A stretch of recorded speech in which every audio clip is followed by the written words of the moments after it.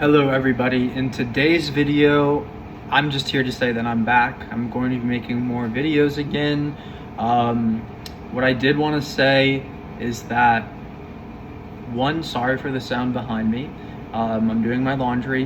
What I can say is, of course I shouldn't be doing the laundry while I'm making videos, but there really just is this time constraint that exists when you're working a full-time job and you only have like 3-4 hours of your day doing sadhana on top of that and working out and cooking all 3 of my meals. It's very exhausting, and so it's a bit challenging for me to balance the 2 of them, but it's actually not, because it's very easy for me just to get home from work, just start talking and just kind of speaking my mind. And the more I've done it, I've been practicing it actually on my Instagram of all things. So all of my friends from college, high school, I've been on there openly talking about my feelings about politics, about even recently spirituality and Hinduism. And I grew up in the whitest of white, both high schools and colleges, and I was a swimmer, and so I was never exposed to any of this culture, and all the people that I met and had never been exposed to this culture as well. They're all learning this through me. Definitely some shock factor there when I'm just openly talking about Hinduism and Buddhism and how I understand that versus how other people understand Christianity. I've lost followers on the Instagram. I don't really care though. It's just the thing of, I don't care about with doing the sadhana, I don't care about having followers or fame or any of that. My whole thing that I want to do is I want to be able to change the world for the better in a better way, and if that takes fame and it takes money and power to do that, then I'm of course more than willing to dip my foot in that pool of karma and leave that pool completely dry, right? To remain detached means you can jump into a pool full of liquid gold, and at the end not a drop is on you because you're not attached to it. It all just falls right off. And so I'm going to be continuing making these videos. Not much is going to change there, but it's going to be even more of them because I've realized that through practicing and just kind of watching myself over and over again, which I have been doing, it's almost like self-tapes when it comes to acting, where I'm just learning how to teach better and better and how to communicate better and better. Like I said, I used to be a swimmer, so a lot of that sport involves, one second, like I said, I'm cooking. A lot of that sport involves none of that sport involves communication, is what I mean to say. Because your head's in the water the entire time. The only communication you have is I'm talking about while you're swimming, there isn't any. I mean, even if you're on a relay, the only communication is making sure that the guy touches and you leave at the right time. I mean, so I never had that ability. And within school, it was only school likes to indoctrinate, so it's kind of they tell you what this is right, this is wrong, this is right. So you're just trying to learn what's right and what's wrong. You're never trying to really learn things about yourself, or you're never trying to learn things on your own either, or come with conclusions on your own, because the conclusions are already set up by what existed before. For instance, for science, we're just telling the kids this is the way it is, but what if our science is wrong? There's never been a point in history where science has been 100% correct. And so why are we teaching kids falsehoods then, saying, well, this is science? For instance, the theory of evolution is something that's simply just a theory. That's it.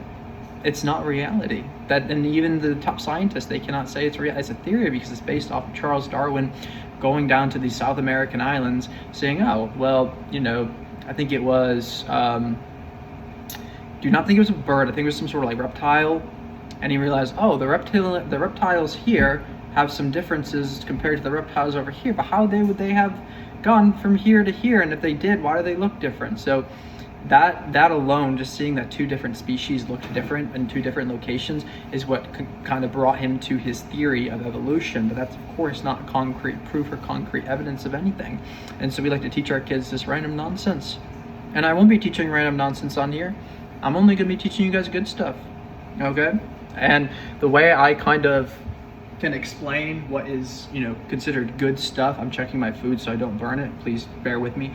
And no, I won't edit this out because this is real. This is real.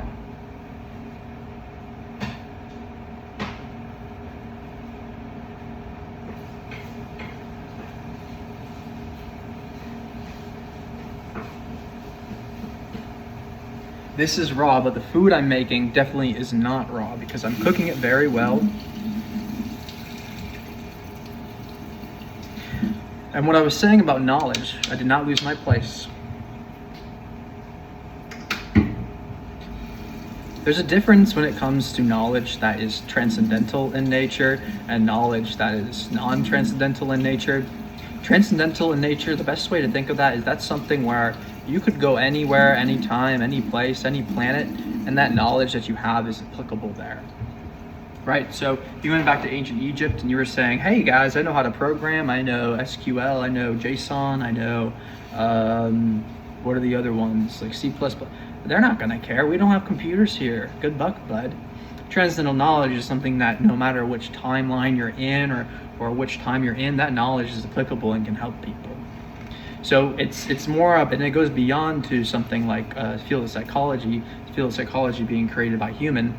So that's like a monkey trying to understand its own psychology, a monkey trying to understand a monkey. It doesn't make sense. So if you want to understand humanity, it looks to make more sense to look to our evolutionary, our ancestors, our evolutionary ones. Look at them, look at their teachings, the deities, and what they bring down to us, what they can teach us, and how they can help us understand ourselves, right? Because at the end of the day, like with my cat, the cat needs me to be able to do certain things and be able to learn how to be a better cat. And so me, it's like, what, am I looking to other people to be a better person? No, I look to the Hindu deities. And I'm strongly going to make a stand that this is truth. Hinduism and all this Sanatana Dharma is truth. There's no, there's a Muslim idea, there's a Jewish and a Christian. No, Sanatana Dharma is truth. Christianity, well, Jesus never wanted to have a religion in the first place. He never created that. So Christianity is separate from Jesus's teachings. Jesus was, likely a saint. And at the end of the day, a saint is somebody who's acting through, God is acting through them. So, okay, yep, he's God as well. So is the rock, so am I, so is my cat, we're all God. So that none of that is a falsehood. And his teaching probably helped a lot of people, but also controls a lot of people, makes a lot of people go into fear and endless cycles where they just continue committing the same sin week after week after week and doing the same thing, because Christianity doesn't teach you how to break out of cycles. It teaches you like forgiveness and how to forgive yourself, but it might teach you that like by through reading and through mentally like processing it. But sadhana and things like that are things that basically will make you have those changes quicker. It's like EXP farming. It's like if you want to make a difference within, it takes sadhana. Sadhana is the way where you're given a situation, right?